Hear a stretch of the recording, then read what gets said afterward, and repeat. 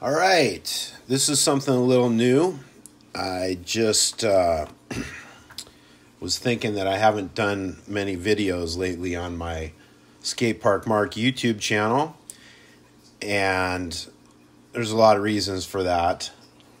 However, besides that, I've been doing a lot of reading lately. My dad gave me this book on the 1960s, and I've been working my way through the 1960s, and I'm getting kind of a underlying knowledge of maybe some stuff that's going on. For example, I was reading about Bob Dylan this morning, and I just really I feel compelled to listen to some Bob Dylan. And the other day, I was reading about Ronald Reagan back in the 60s, and he gave a speech to the Economic Club, and I don't know if it was of New York or Washington, D.C., of Chicago. There's a bunch of economic clubs now. And so I just went on the internet and searched for the Economic Club, and so I've been watching some of these interviews that are done in the Economic Club by prominent folks in politics, and so that sort of led me toward the recent National Defense Authorization Act, which is, according to this Congress.gov, it's been introduced and passed by the House, and I just kind of wanted to skim it just to get an idea, of some of this stuff. And as I say this, I get to thinking about budget and economics and accounting. And then, it just makes me think sort of like in terms of like the mafia that might keep two books, right? So this is an example of, in my opinion, everything that's above water. This is the legal books.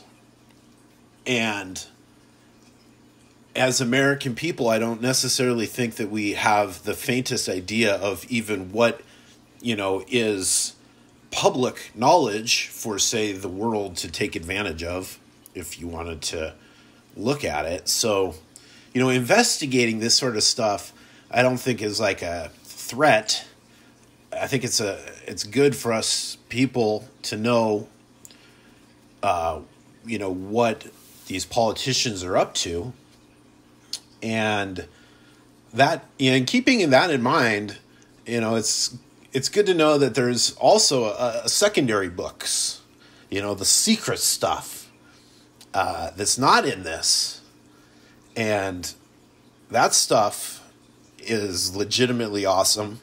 And I have no way of investigating that stuff, and is this created to keep our attention here while they make moves over here? Maybe. It's fun to think about. But in any case, I just thought it would be fun if I just sort of went through this for an hour, and I'll just sort of work my way through each section, and then I'm just going to look at it. So this is I'm going to call this Skatepark Mark explores the National Defense Authorization Act for the fiscal year 2022. And we'll just call it that. So I'm recording my screen here, and I'm going to page down a little bit. And we're starting off with the 117th Congress, first session. And this is an act, it looks like. And the short title is the National Defense Authorization Act for the fiscal year 2022. And it's got divisions in it. And some of it's divided into the Department of Defense authorizations, military construction authorizations, Department of Energy, national security authorizations. Okay, without reading every single thing on here, which people can do, I don't think that's what I'm going to do. I'm just going to kind of go into each section and look at it and see if I can't investigate it a little further so we can see. So here we go. The procurement. Okay, well, we'll start with Section 101. And it looks like they start off with the Army. And where are Sections 102 to 110, I don't know. But they have something to do with the authorization of appropriations. And I don't know where those are. Maybe we can just copy that. And we'll just since we are investigating, we'll add Army in there. So, to authorize the appropriations for the fiscal year, we're in 1984. And that's another thing too with this is like to get an idea of where we're at, because just as I skim through it, it looks like a lot of this stuff is an increase to what they have done previous. So to fully understand, what they're doing, you have to kind of know what they've done previously. And so the requirement for authorization, let's see what this one says. Here we are. And I hope I haven't lost anybody or I'm boring anybody, because some of this stuff is actually kind of interesting and I want to get to it. General military law, yes, except for provided.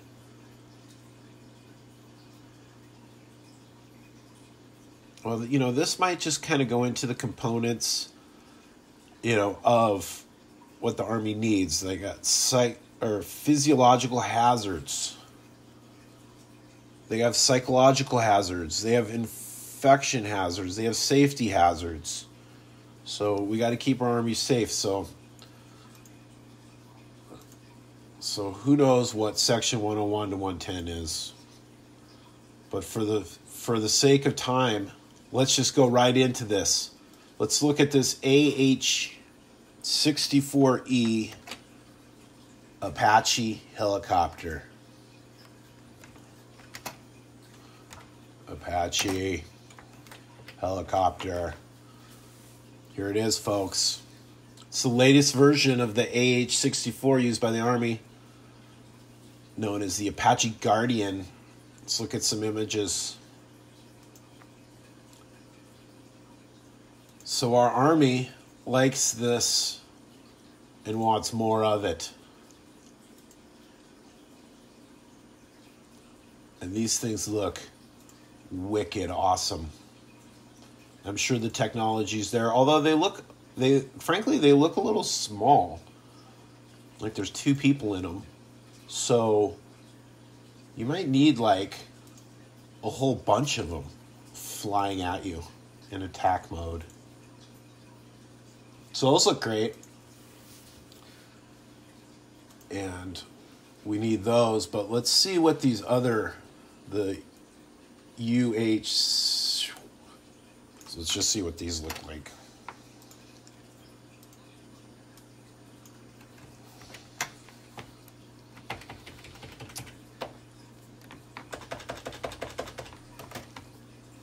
This is the Defense Authorization Act. The Sikorsky. Okay, these ones are a little bigger. Here we go. We need more of these too. These ones are carrying people. Looks like they're medics. All these ones have got bombs attached to them. So, the UH-6DM and the HH-6DM Blackhawks are a little bigger. So the Apaches are a little smaller, and those Blackhawks are a little bigger. So we got Apaches and we got Blackhawks. And this is a multi-year procurement. So this is interesting because it's multi-year and this is an annual budget. So this obviously carries on through years. And to get a full understanding of that, one would have to know what we did with these helicopters last year. All right, moving on. Section 113, continuation of soldier enhancement programs. Let's see what a soldier enhancement program is. just for the fun of it. What's the Soldier Enhancement Program? The Soldier Enhancement Program. A program by soldiers for soldiers. And Soldier Enhancement Program represents an aggressive effort to identify and procure off-the-shelf items. Okay, so they want some items here that can help them fight. So we got flame-resistant ghillie suit component garments. We have a carbine, semi-automatic sniper system, tactical communication and protective system. It looks like some earbuds. We have modular airborne weapons case. I don't know what that is. What's this ghillie suit? It's from Flame and Thermal Heats. Ghillie suit. Multi-climate protection.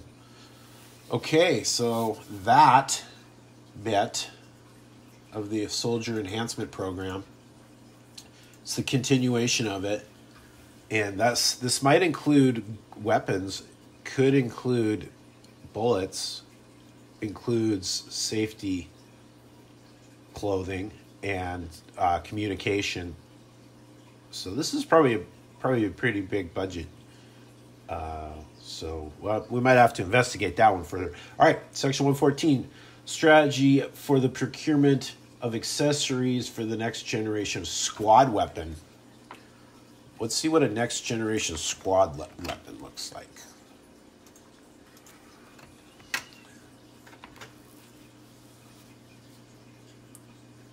Next generation squad weapons. Oh, we can't reach that page. Next generation squad weapons. All right, these are our weapons, it looks like. And what is this? Is this the procurement of? The strategy for procuring accessories. And accessories might be video cameras, laser beams. Okay, we're ignoring this. So the close combat forces replacement for both the M4 carbine and the M249 squad automatic weapon expected to be in troops' hands. For more than a half century lying on a 5.56 millimeter round, the Army in 2018 settled on the intermediate caliber 6.8 millimeter for the next generation squad weapon. The round falls between, so ballistic computer. Textron Systems is no longer part of the competition. The down select is now between Sig Sauer design. So let's see what Sig Sauer is. Sig Sauer, they're going to make a lot of money here selling their guns. So it's Sig Sauer guns. And the Beretta ball up. Okay. All right. So this section, squad weapons. Section 114, squad weapons. All right, 115, the plan for ensuring sources of cannon tubes. Okay, this is kind of what I was curious about. When I hear cannon tubes, I think of tanks with their cannons. Let's see here. Cannon tubes. No. We're not talking about that kind of cannon. Here we go. Mortar ballistic cannon tube shows its stuff off to the U.S. Army. Here we go. Mortar ballistic cannon tube at the U.S. Army Proving Ground. It's the U.S. Army Yuma. This is our proving ground. This is where we test all our weapons. Let's just check it out. In Yuma. Yuma Proving Ground. Oh, we can't reach that page either. All right, so it looks like we're down in Yuma, Arizona, and we're testing for versatility and power, cannon tubes.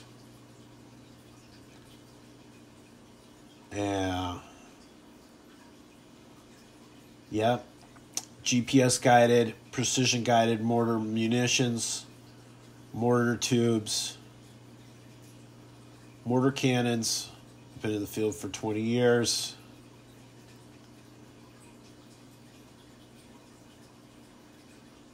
Okay, so these might not be even attached to tanks. They can be from humans just launching bombs. All right. So that's section 115 is getting cannon tubes. So the Army they got helicopters, they got gear, they got weapons, and they got cannons. So that sounds good. All right, moving forward, we got the Navy, and they're looking for amphibious shipbuilding programs. Okay, let's see what they mean by that. Our amphibious warship program envisions procuring a class of 24 to 35 new amphibious ships. The amphibious warship program.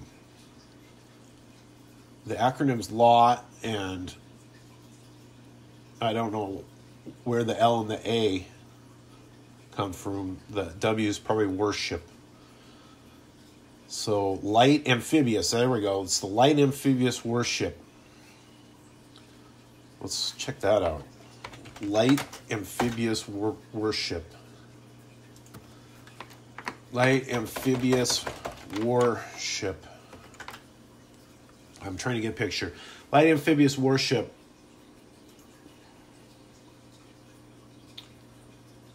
Okay. Looks like these guys have the capabilities of going right up to land and dropping off troops. We're storming the beach here. Look at these. These are just drawings. So our Navy wants these. Light amphibious warships. And that's a big kind of chamber in there. It almost looks like a catamaran. That's probably what makes them light. It looks like they got a top deck they got some aircraft on there. These are big ships. These are big ships. It's the number one basically section here in the Navy. All right, so moving on to section 122. Inclusion of basic and functional design and assessments required prior to start of construction on first ship of shipbuilding process. Or shipbuilding program. All right, there's a lot in with this shipbuilding stuff, so it looks like they've got actually to assess a bunch of other stuff with the construction of it. So we've got the buying it, and then we're going to figure out what it does. And you do those at the same time, I guess. Multi-year procurement of the Arleigh Burke class destroyers. Let's see, what is an Arleigh Burke class destroyer? Arleigh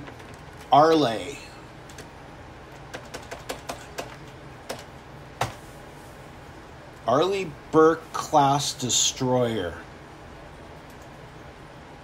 All right, these are the more big ships. They're not light. They've probably got a lot of guns and ammo on them. These are fighting ships. Nathan's ship. Oh, there we go. So that's the Arleigh Burke class destroyer. So we've got the amphibious shipbuilding. We've got the Arleigh destroyer. Advancing degaussing systems. All right, what's a degaussing system? Something tells me that this is like a cloak. This was like so it can be secret. A degaussing system is used to reduce a ship's effect on the Earth's magnetic field by preventing the generation of magnetic disturbances. The application of degaussing systems started to prevent naval ships from magnetic mines and torpedoes. Oh, well, what does that mean? I guess that is some sort of defense system, degaussing systems.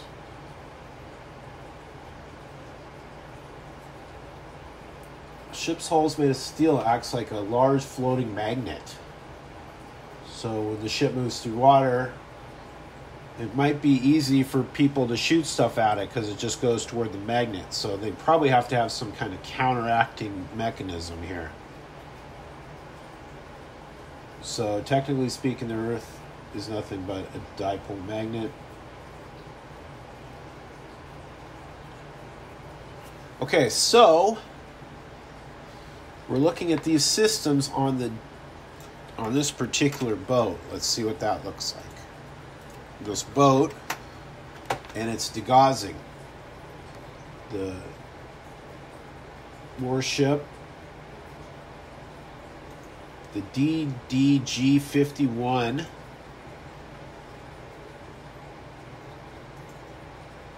needs a degaussing system. All right, looks good. And that's the Navy. Navy's got their ships. All right, the Air Force. Air Force has got the VC-225B aircraft. And this is logistics support for it. So it doesn't look like we're buying more of them.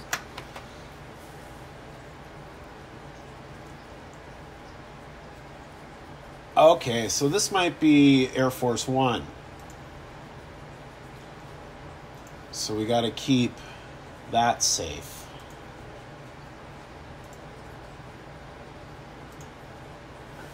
So the logistical support for it, for moving the president around, that's good. That's a good piece. All right, Section 132, limitation on availability of funds for the B-52 commercial engine replacement program.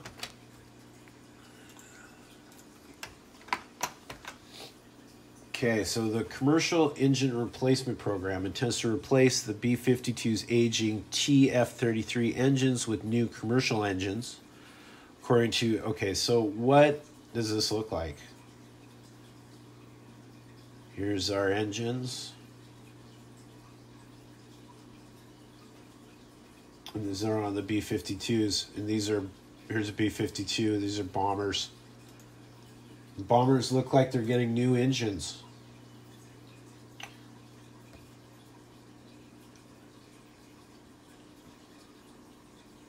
So I guess we're going to keep the same bombers and just put new engines on them. I like the sound of that. All right, inventory requirements and limitations correlating to certain air refueling tanker aircraft. So let's see what an air refueling tanker looks like. This is all part of the Air Force. So we can refuel in the air. And inventory requirements and limitations. So we're looking into refueling aircraft. All right, minimum inventory of tactical airlift aircraft and limitation modifications of Air National Guard flying missions.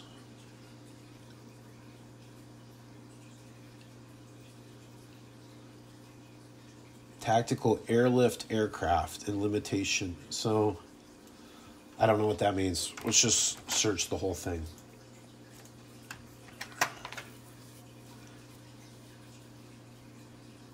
To maintain a total inventory of tactical airlift aircraft, not less than 279 aircraft, and the Air Force may not modify the flying mission of a tactical airlift unit.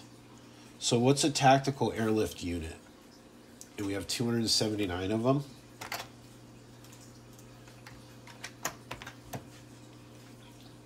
Tactical airlift units.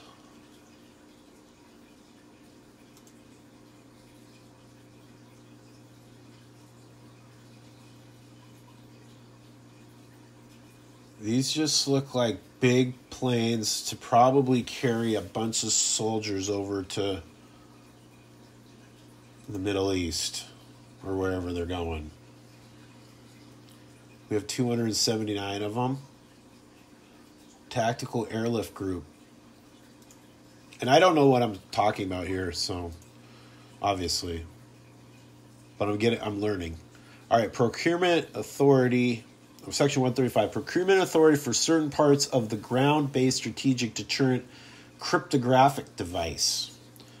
So what's a ground-based strategic deterrent cryptographic device? Sounds awesome. Crypto Games.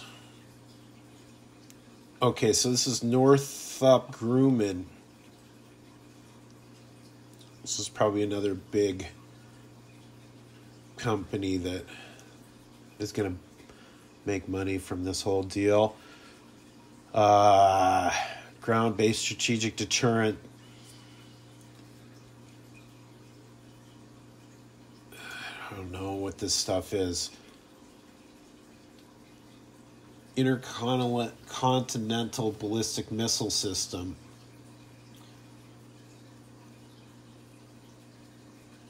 It's 13.3 billion sole source contracts. Boeing withdrew.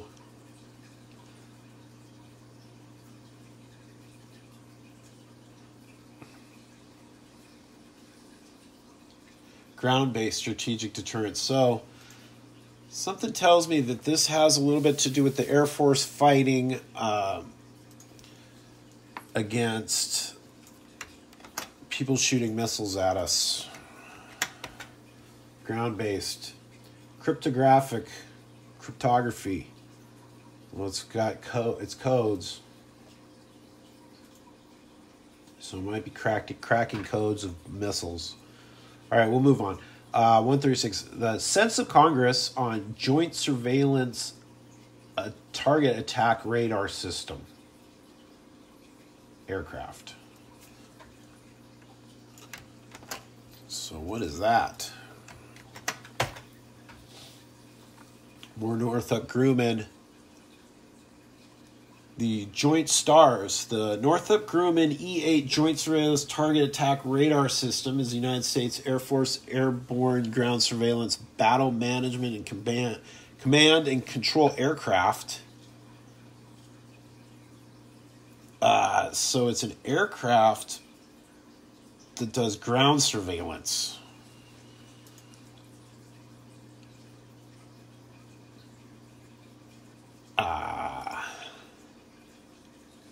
Joint STARS, Target Attack Radar System.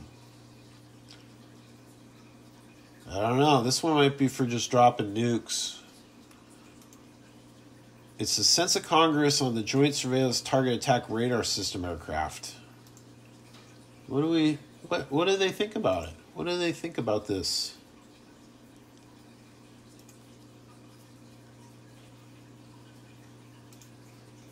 According to Wiki, the Northrop Grumman Joint Surveillance is the United States Air Force airborne ground surveillance battle management. It tracks ground vehicles and some aircraft, collects imagery, relays tactical pictures to ground and air theater commanders. The aircraft's operated by the U.S. Air Force and the Air National Guard. Units. All right, that looks good. All right, where was I?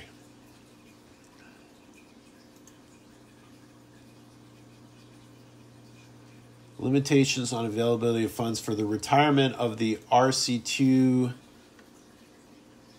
26B.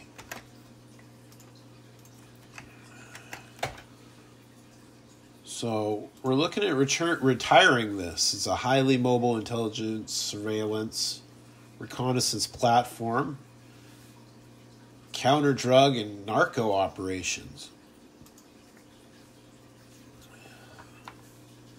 This is a smaller one, and we're thinking about retiring it. It's actually the limitation on availability of funds for retirement of. Okay. Whatever that means. 138. Report relating to the reduction of total number of tactical airlift aircraft. I think that one speaks for itself. Maybe that's, we're looking at the number of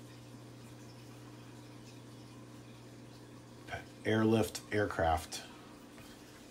Let's just, for the fun of it, let's just see what's an airlift aircraft.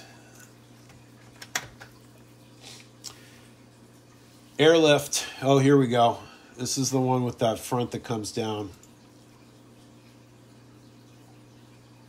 And this one is definitely for moving people around and tanks. And it looks like we're reducing the number of them. Okay.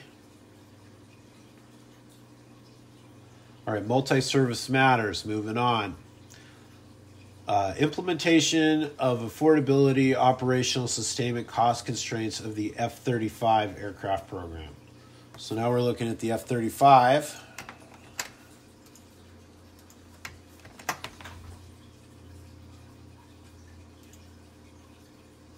These are when you think about the Air Force, this is what you think of. Look at these guys.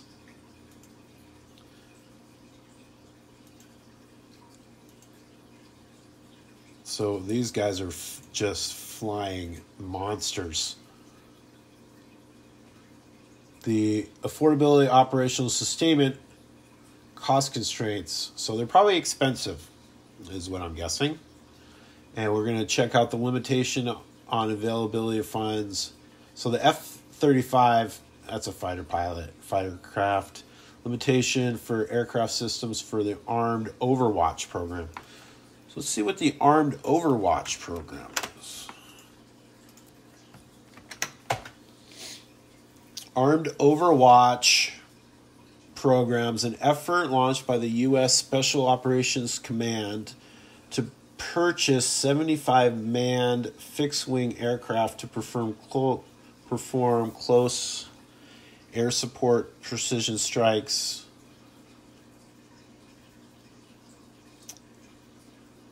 All right.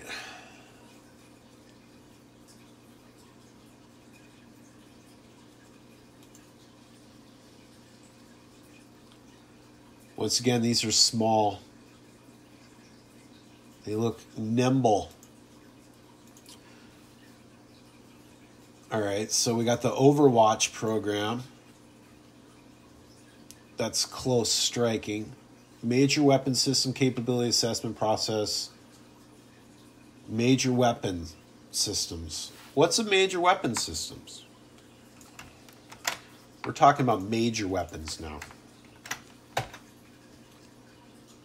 Major weapon systems means weapon systems acquired pursuant to the Major Defense Acquisition Program. Major weapons. Commercial item.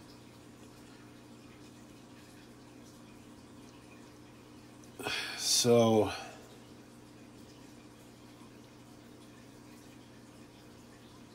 major systems.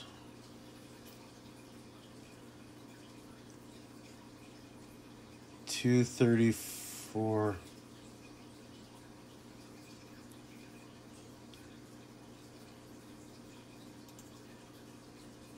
$143. Don't know what that is. It's another. This might be a sub part of this act, or maybe it was done previously and now we're just assessing the procedure. Hard to say, but this major weapon system is a piece of it. All right, reports on exercise of waiver authority within the respects of certain aircraft ejection seats. So waiver of authority. What is waiver of authority of ejection seats?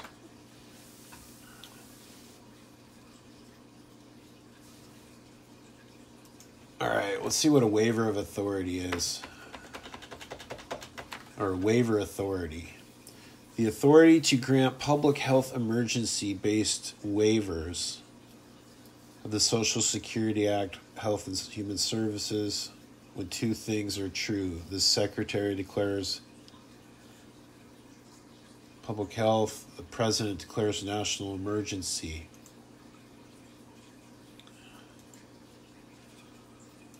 So maybe something happened with a waiver of authority in regard to ejection seats, and we're gotta look at that. And I'm assuming these ejection seats are just they eject the pilot from the aircraft. All right, moving on. Briefing on military type certifications. Okay. Nothing too juicy in there.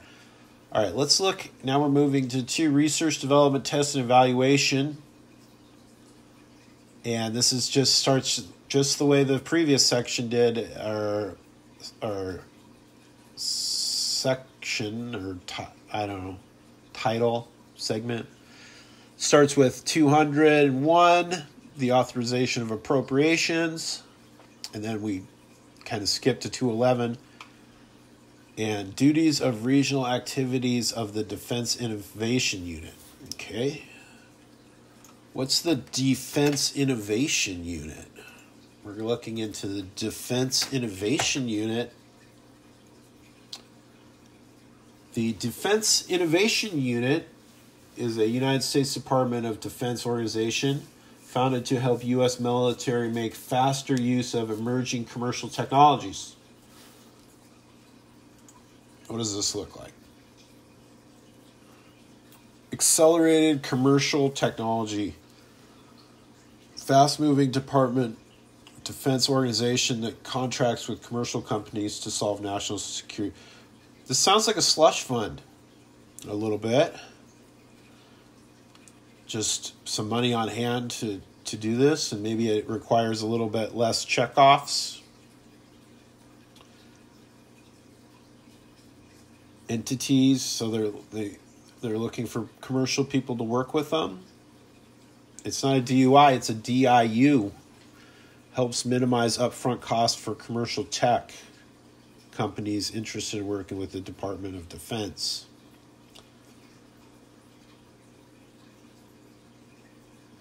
All right. So they work with a lot of companies here.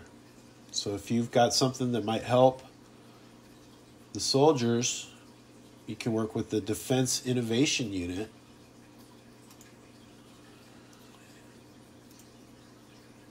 That sounds good. All right.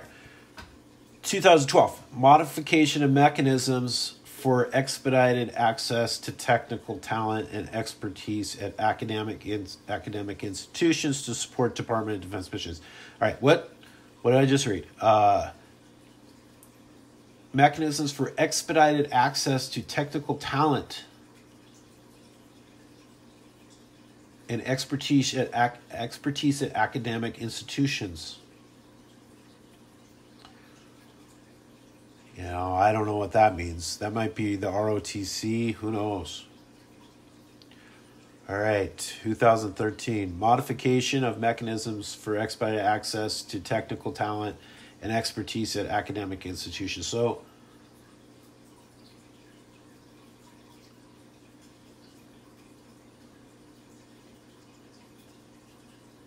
those seem very similar. And that's... looks like it's kind of something to connect these academic people to the Department of Defense missions. So that's good. All right. Minority Institute for Defense Research. Minority Institute. There's nothing that says what it's doing. It just says minority. I mean, what is this?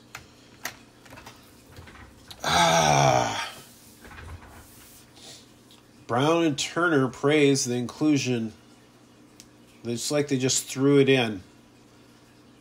Beacon Act.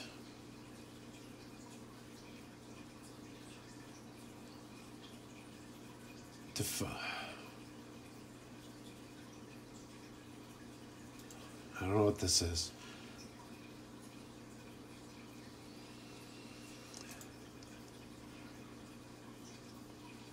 It's to direct the Secretary of Defense to develop a plan to establish the Minority Institute. Well, what is the Minority Institute?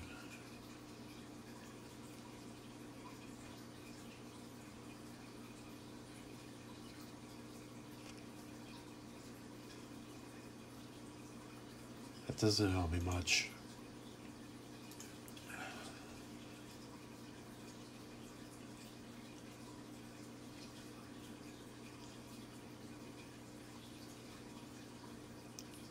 It is an amendment to establish the Minority Institute for Defense Research.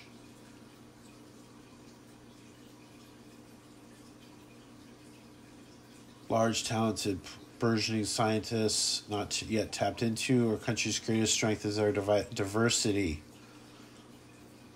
All right, so it looks like this might be an effort to get black people or minorities into the military. So that seems to be what that is. All right, 215, test program for engineering plant of DDG destroyer vessels. It's a test program for an engineering plant.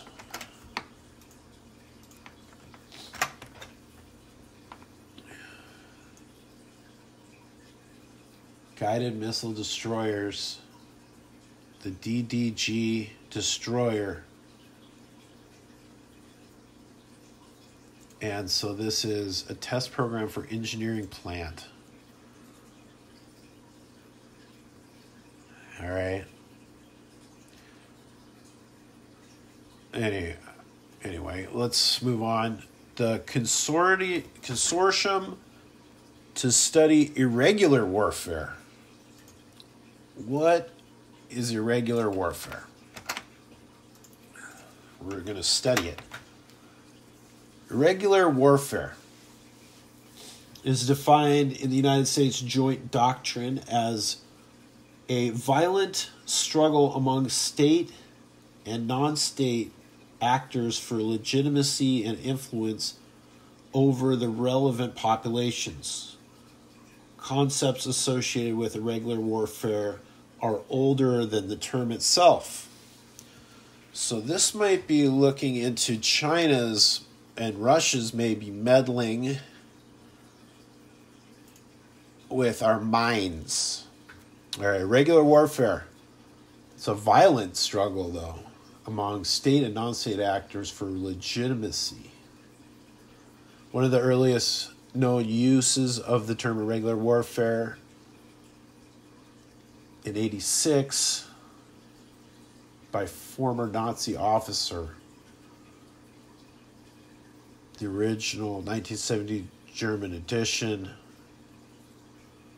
Irregular use the title Regular Forces, CIA, Taliban. Irregular warfare favors indirect warfare and asymmetric warfare approaches.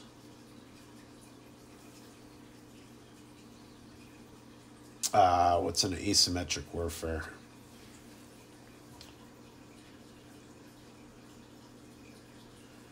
It's a term to describe war between belligerents whose relative military power differs significantly.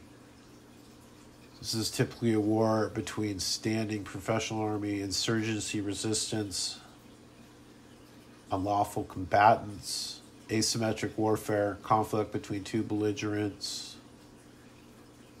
Belligerents, I kind of like that. So we're going to study irregular warfare. Development and implementation of digital technologies for survivability and lethality testing. Okay.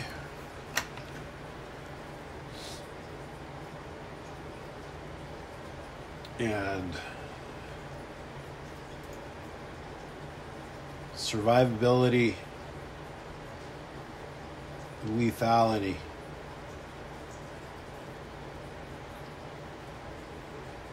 So this is survivability testing, mine blast field testing, active blast evaluation, counter IED. So it's surviving blasts, high-speed video,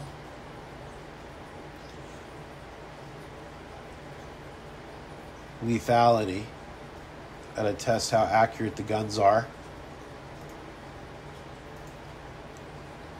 Alright, so that's good. We're making everybody better. Pilot program on the use of intermediaries to connect the Department of Defense with the technology producers.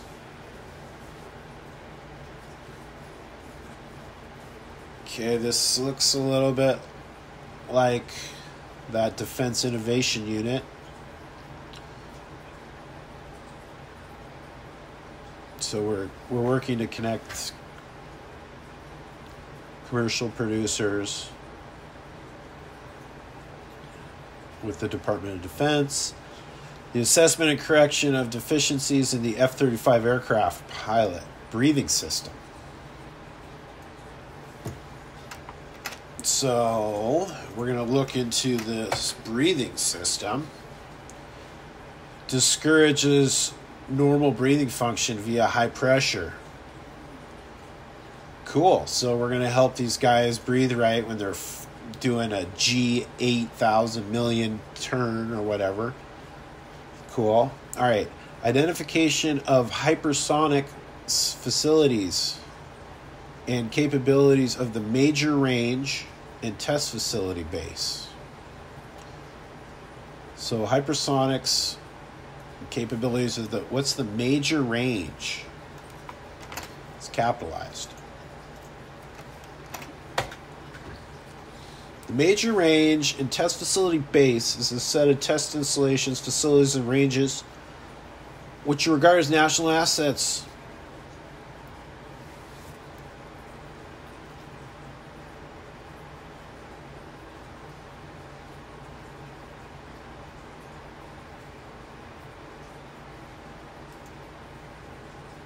Major range. It's probably hard to test stuff, that has major range. So let's see what that is. That's the identification of this hypersonics facilities and capabilities of the major range. This might be some of these missile silos. All right, Section 221, requirement to maintain access to Category 3 subterranean facilities. So let's just check out what a Category 3 subterranean training facility is.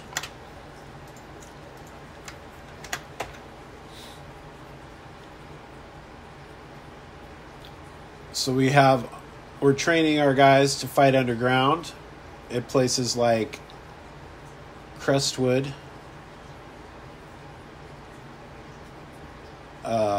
in Kentucky. It's like the Army is spending $500 million to train soldiers to wage war underground. As a conspiracy theorist, I've always thought there's a whole subterranean universe down there. And so we're training how to fight in some of these underground places. That looks good. All right, so it looks like we got about 10 minutes left here of my little thing here. So I'm just going to work through this until the end, and we'll have kind of an idea, of how much I can cover in an hour. The prohibition on reduction of naval aviation testing. Prohibition on reduction of naval aviation testing and evaluation capacity. All right. I don't know. We're going to prohibit reducing things here. Oh, that's interesting. All right, limitation on availability of funds for certain C. All right, so we're looking at more aircraft. We're not necessarily in the Air Force's section here, but what's a C-130?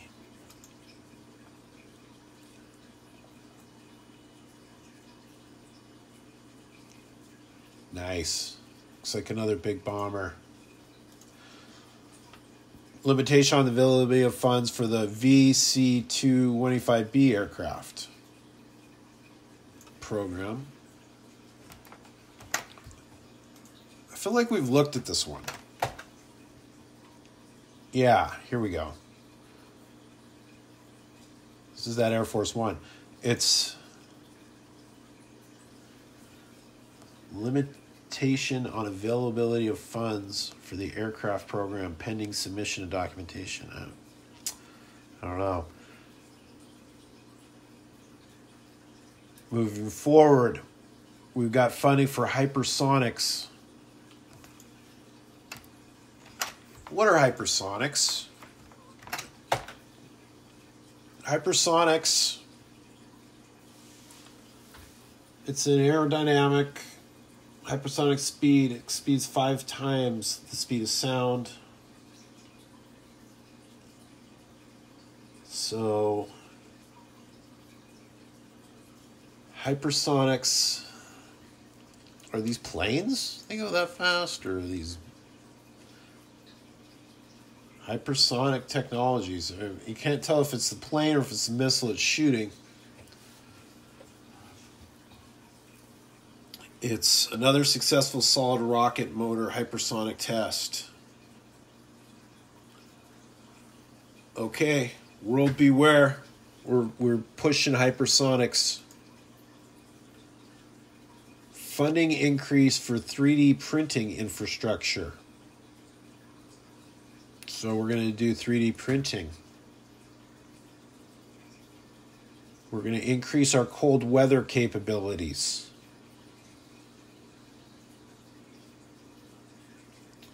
So we're going to get some warmer clothes. Funding for soldier lethality technology. I don't know if this is making our soldiers more lethal or the guns more lethal. It seems like we were already funding that lethality. So it's a little confusing there. Pilot program on data libraries for training artificial intelligence models. Pilot program on data libraries for training artificial intelligence. So data libraries for artificial intelligence. It's a data set. So how do the computers get all of the ballistic data? And how do we integrate AI with this stuff? And that's interesting. Very cool. All right, Section 229. Ooh, A. There's an A to this one. Quantum Network Testbed Program for the Department of the Air Force. So, Quantum Network Testbed. So, it looks like we're going to get quantum computing involved with our artificial intelligence. The quantum network. Looks like IBM. The Quantum Application Network Testbed would advance the nationwide quantum internet blueprint drawn up in New York City.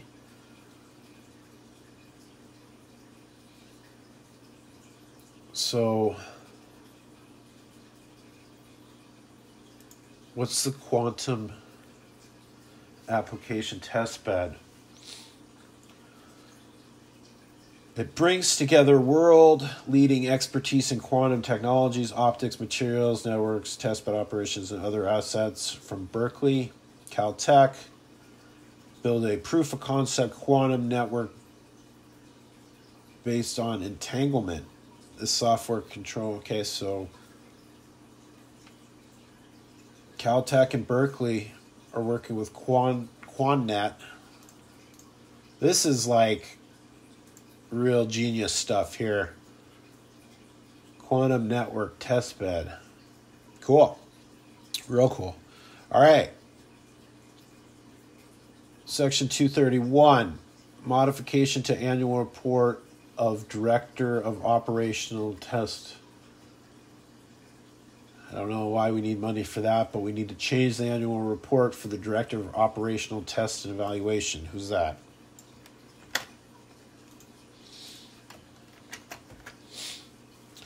The Director of Operational Test and Evaluation.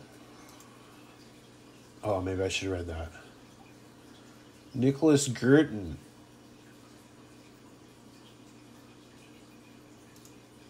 Okay, the Director of Operational Test and Evaluation is the principal staff assistant and advisor to the U.S. Secretary of Defense on operational and live fire test and evaluation activities involving U.S. Department of Defense weapon systems. So we're going to change his annual report. Okay, on all this stuff. Adaptive Engine Transition Program Acquisition Strategy for the F-35A. So it looks like we want more of these.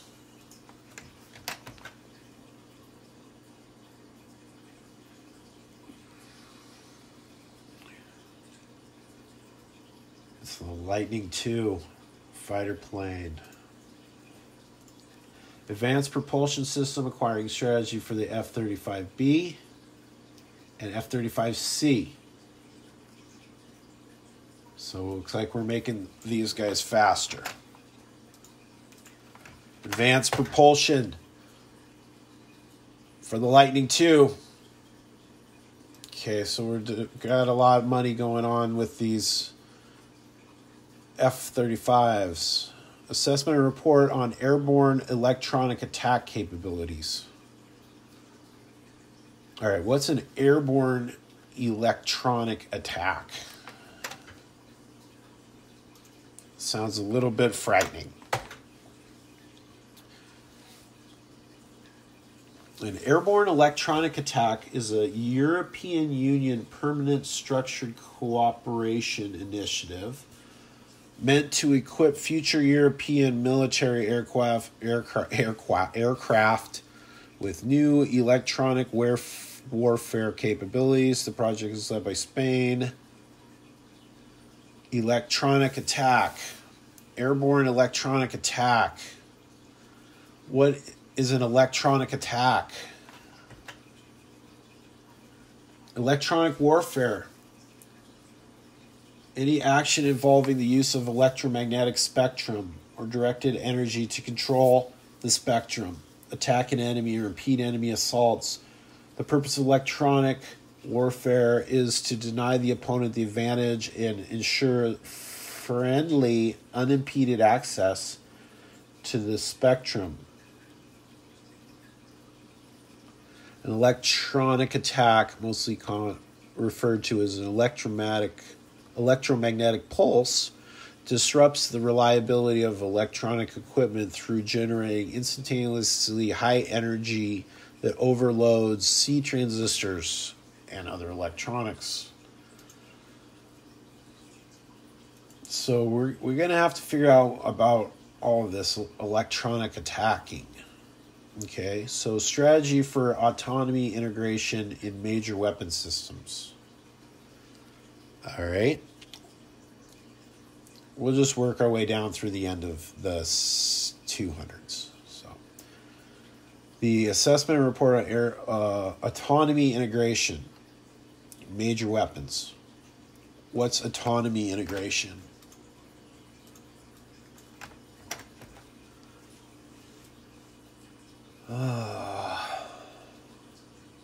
Autonomy will also help gender studies. Autonomy versus integration debate.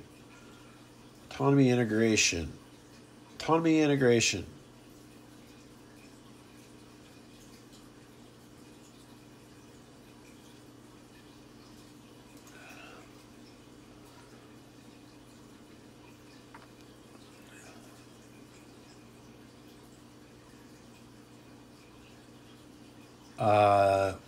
The Navy wants to hire industry to manage the process, the infrastructure.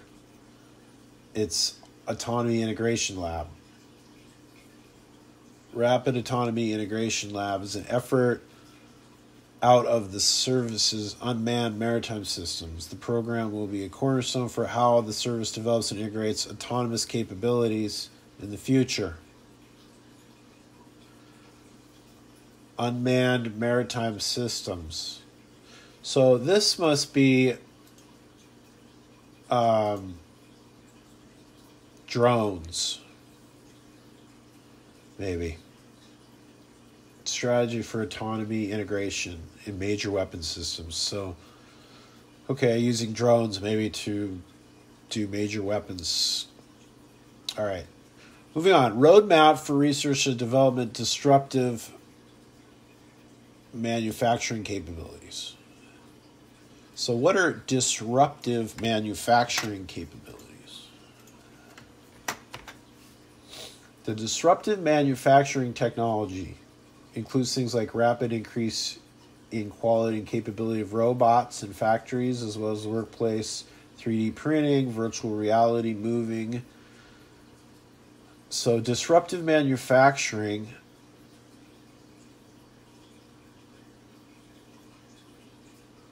whatever they call it, disruptive.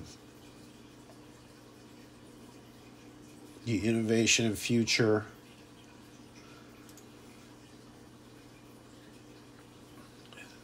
Disruptive manufacturing. Okay, so we go back to this. This is a roadmap for making robots, which is cool. So, biennial assessment of the Air Force Research Laboratory Aerospace Systems Directorate Rocket Propulsion Division. So this is a biennial assessment. And that must mean every other year. The Air Force Research Laboratory. Okay, we'll kind of gloss over that one. 238, report detailing compliance with disclosure requirements for recipient of research and development funds. Okay, this is what I kind of am interested in. This is a report dealing with compliance and disclosure. So maybe we're like finally policing a little bit of these funds that are going out for research and development. It's kind of cool. Good. Sense of Congress on the Additive Manufacturing and Machine Learning Initiative. All right, so what is that of the Army?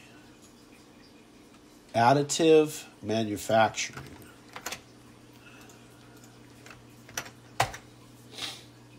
Army Research Lab Additive Manufacturing Initiative enables the production of high-quality AM parts with the flexibility to alter specifications to meet specific needs and use availabilities. Machine learning, additive manufacturing. Okay, that one seems a little bit involved. All right, last one we'll cover right now. Research security training requirement for the Federal Research Grant personnel. What is the Federal Research Grant personnel?